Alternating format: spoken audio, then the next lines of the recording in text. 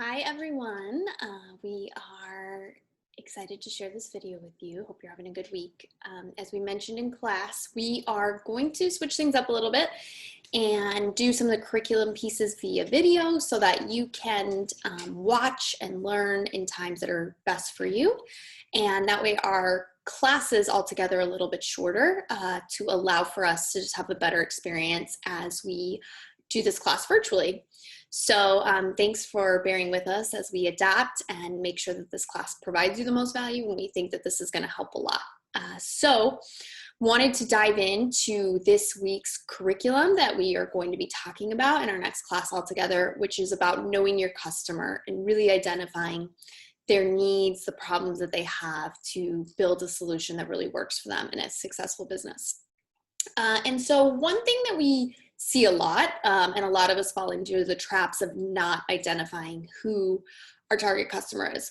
And there's various reasons for this. Often people skip over this because they have experienced the problem themselves, or maybe within their small group of friends or family that they see the strong need for this solution. So they don't do any further work to really identify what the greater target customer can be and what their needs are. So they really just believe they know what it is and skip over the process of doing the work. We also see that some founders are hesitant to really focus on a specific target market because they don't want to leave anyone out. So we hear a lot, right? When we say, who do you serve? And people say, I serve everyone. The solution can help everyone. The solution can help everyone in the world. And often that's true, right? What you're building can serve various people in various different places with various backgrounds and problems. But the issue with that is that when you try to launch a new business with such a broad focus, it can really take away from developing really, really specific solutions that help people with the problems that they have, as well as it can dilute your brand if you don't start with a focused customer. So, again, while we understand that there are lots of reasons not to focus and that people don't, it can definitely cause some issues. So, we have seen revolutionary technologies, right, that are developed without a target customer and that end up finding a customer. That does happen sometimes, but honestly, for the majority of you, for the majority of us as entrepreneurs, we are building a solution to solve a problem for people we believe need that solution, and really getting clear on that's important. So, I can tell you this till I'm blue in the face, but I want to give you some examples. They're mine and Ryan's favorites that we put together for our very first cohort, and still ring true, of companies who've done this well and companies who've done this not so well. So I'm going to share my screen and we're going to go through a couple examples to really get clear on why this is important. So I'm going to go ahead and share this. Okay. So here we are. We're going to go through two case studies for different businesses. And what you're going to do, I'm going to read the business case and try to guess who you think it is. Okay, so business case number one. So within this business, the product was developed by a renowned inventor. This founder had over 100 patents. So he was validated as a founder, validated as an inventor, had a lot of success before this product and this business. And because of that, they got significant financing. So they had lots of venture capital coming in and investors coming in, and they spent about $1 million developing the product for this business. Even before it was launched, there were people saying that it was predicted to be $1 billion in sales, which would be the fastest growing company in history. Steve Jobs and Jeff Bezos, who you all probably know, said it would be revolutionary. There were a lot of people saying this is going to be as big as the internet. And because it had such a big following, so much money behind it, so much excitement behind it, they got the opportunity to unveil this product on Good Morning America. So, do any of you know who this business is? No, I'm just kidding. I'm going to tell you. Segway. Oh, doesn't he look like he's having such a good time? So Segway, who most of you know, the brand is very well known around the world, was the company we're talking to. Now, although people know the brand Segway and the technology has actually been revolutionary in this type of mobile transportation, the company itself actually did not do well. They ended up only hitting 1% of the sales that they had targeted for this product when they first went to sell it. They essentially ended up having to sell the company for almost nothing. It's known as one of kind of the biggest product launch failures in the business world. And when you think back, they seemingly had everything that they needed to have a successful business. All the things that you want to have, money and financing and a great inventor and revolutionary technology and people who are excited about it. But unfortunately, they didn't have the success that they thought they were going to have.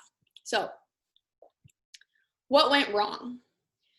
So what's identified in most case studies that have been done about Segway is that they never identified a target customer and they didn't get any customer insights into the development process. So they were actually specifically developing this technology behind closed doors because they were so excited about it. So it was very secretive. They didn't bring it out to people. They didn't do a lot of, you know, customer use cases or anything like that as they were developing. It was really scientific and they were really, really focused on the technology working the way that they said it was going to work, which it did. However, it was without any customer insight and use cases.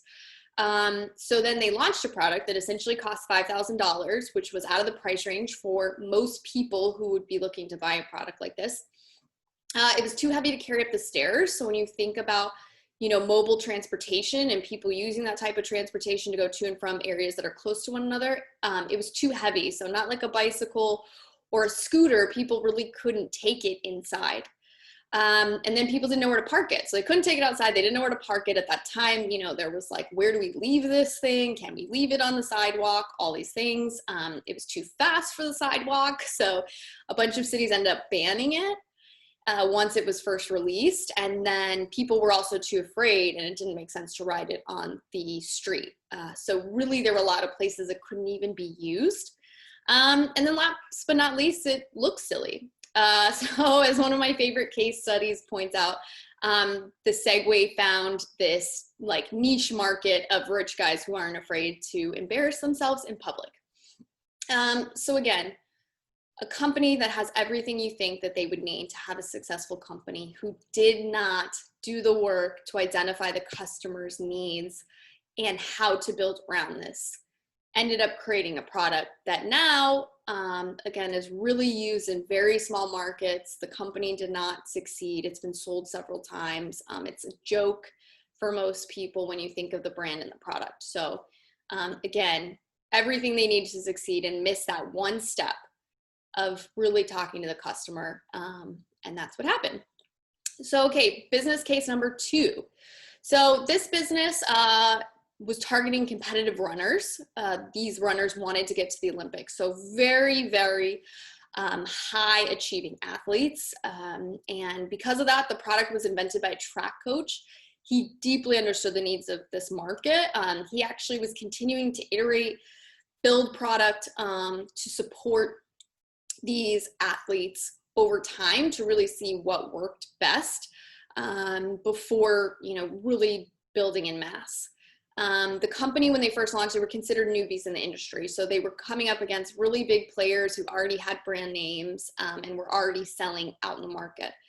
And, you know, the founder started it with a small loan from his father, kept his day job for several years to keep costs low in the company. And they really struggled to get financing from banks and lenders. Most people thought they would not succeed. They really had the uphill battle in this business. So, does anybody know who this business is? Maybe, okay. It's Nike. So, we see Nike now as a company that serves all types of athletes and non-athletes all over the world in every type of sport that you can imagine. But Nike actually was very, very targeted in the beginning. They were actually called Blue Ribbon Sports in the beginning. And when you think about blue ribbon, what does that mean? It means winner. They were focused on the most elite runners in the world and building a shoe that would help them cut 5 seconds off their time. Think about how specific that is. I mean, really, this was separating, the first and second place person from the third person. That's how specific it was. And they really developed product around that with a specific market to set themselves apart from the big players that were already out there, right? The Adidas and the other companies that already had big brand names. But they really developed specifically for these runners, which no one else was doing, and were able to break in and were able to really mark their place in the world as a brand for champions. Which, when you think about that, is much different than a shoe brand, right? They're not selling shoes, they're selling championships, they're selling wins, they're selling the blue ribbon. And because of that, they have been able to bridge into other sports, into all different types of athletic wear, and they continuously represent champions. And even as someone who's a non-champion, for sure, I see Nike as that, right? I see Serena Williams and I'm like, yes, I want to be like her.